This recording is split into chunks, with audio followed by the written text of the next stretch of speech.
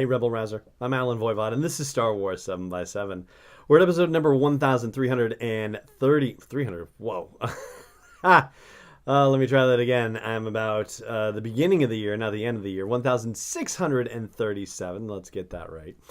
And today we're continuing our series of year-end reviews for Star Wars media production. And today we're going to look at books and comics. And, you know, I had this kind of sense yesterday when we talked about the video games and other experimental media and whatnot, but it really kind of came clear and hit home with the look at books and comics. But this has kind of been a down year in a sense, and I mean that from a production standpoint. So in terms of like the major stories, and by major I mean like adult novels and young adult novels, like maybe up to the junior reader level, but just, you know, things that are really making a dent in the canon story timeline, right? That sort of thing. And when you look at 2017, there were like something like 9 novels that had been released. So the End of the Aftermath trilogy, the first Thrawn novel, the Guardians of the Whills, the Rebel Rising novel, so those are tie-ins to Rogue One, the Battlefront 2 Inferno Squad novel, which tied in, of course, to the release of Battlefront 2. And then there was the Phasma novel, the Leia Princess of Alderaan novel, and the Legends of Luke Skywalker, and also Cobalt Squadron. So, you know, all of those, or at least the latter half of that list, were ones that tied into the Journey to the Last Jedi publishing initiative. And there wasn't really a Journey to Solo a Star Wars story initiative, just like there wasn't really a Journey to Rogue One initiative. So, you know, as a result, I think that, you know, it kind of makes sense that it was a comparatively slower year novel-wise for Star Wars books. I mean, they only had Last Shot, and that was a prequel and sequel to Solo, a Star Wars story. And they also had Most Wanted, which was a prequel to Solo, a Star Wars story. We also had the expanded editions of the Last Jedi novelization and the Solo, a Star Wars story novelization.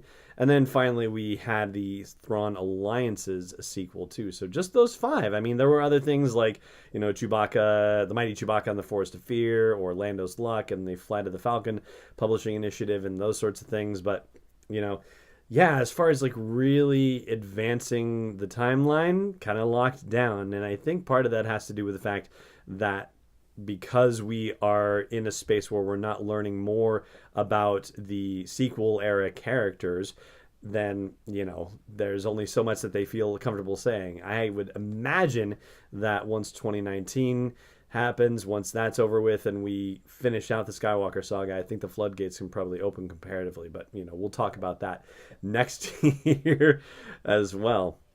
So yeah, not a heck of a lot going on the novel space by comparison with 2017. And then as far as the comic space goes, well, same kind of thing. I mean, looking back at 2017, there was a point in time at which they had 4 different ongoing series, like ones that were not just limited run series, ones that for all intents and purposes were going to go on indefinitely.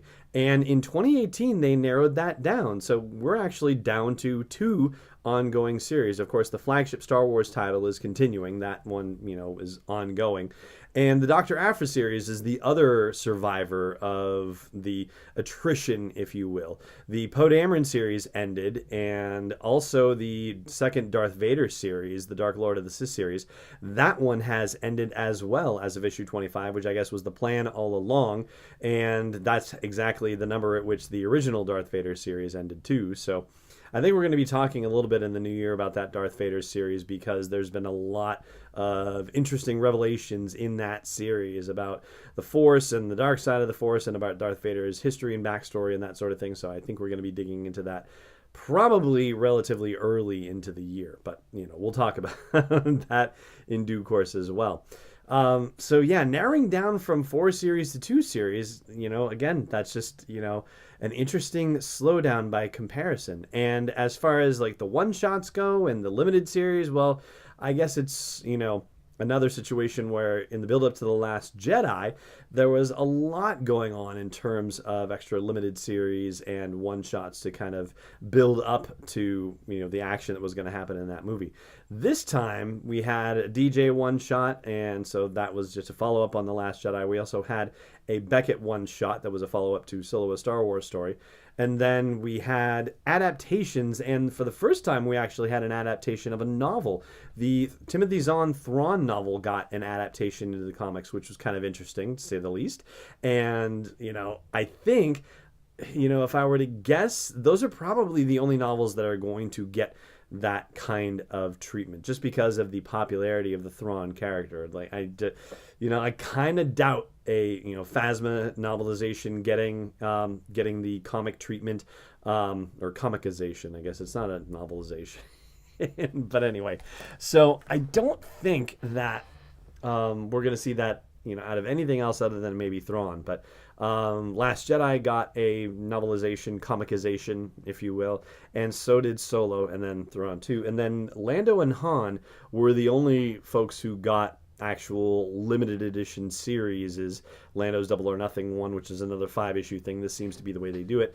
And the Han Solo Imperial Cadet series has just started, but it's going to be going on into 2019. And that series, that at least fills in some of the gaps in between that 3-year period in Solo: A Star Wars Story, between the opening gambit and then when the rest of the movie takes place. So it's great to be able to explore that territory a little bit more than the expanded edition of the novelization did for us too. And there is one other bit of news, and it's another situation where it's sort of the news that didn't happen that, was also big in the comic world too, which I will tell you about momentarily. But I do want to, of course, remind you to subscribe to the show if you don't mind, wherever you happen to like catching it. And I do hope you'll consider supporting this daily dose of Star Wars joy by joining the community at patreon.com/SW7x7.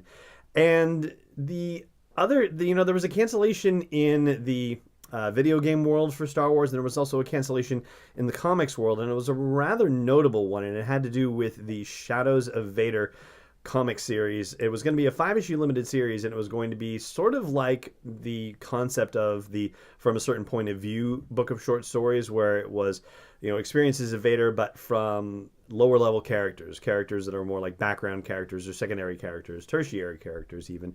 And Chuck Wendig was, I guess, going to be involved in this thing, and there was a series of tweets, and then a series of, oh no, we can't, we have to cancel this book, and is it connected to this or isn't it? We don't know for sure, but the timing of it is rather interesting. And so unfortunately, Shadows of Vader, which just conceptually as a story idea sounds great. I mean, the idea of From a Certain Point of View was fantastic, and the stories that, we've talked about on the podcast so far were really fun. So I like the idea of doing something like that, and it's kind of a shame to see it go away. There was one point at which it seemed like it was going to continue to exist and was just going to be written by someone else, but then it was just outright canceled. So, that's something that I hope conceptually that they consider going back to. And I guess it also, in a way, kind of builds on the Legends of Luke Skywalker collection of short stories as well. So I think that would be a really interesting expansion of ideas for the Star Wars universe and storytelling, and hopefully they will revisit that concept. And that, my friends, is going to do it for today's episode of the show. Thank you so much for joining me for it, as always, and may the Force be with you wherever in the world you may be. This podcast is not endorsed or sponsored yet by Lucasfilm Limited, Disney, or 20th Century Fox, and is intended for entertainment and information purposes only. Star Wars, the Star Wars logo, all names and pictures of Star Wars characters, vehicles, and any other Star Wars-related items are registered trademarks and/or copyrights of Lucasfilm Limited or their respective trademark and copyright holders. May the Force be with them. All original content is copyright 2018 Star Wars 7x7. We hope you love it.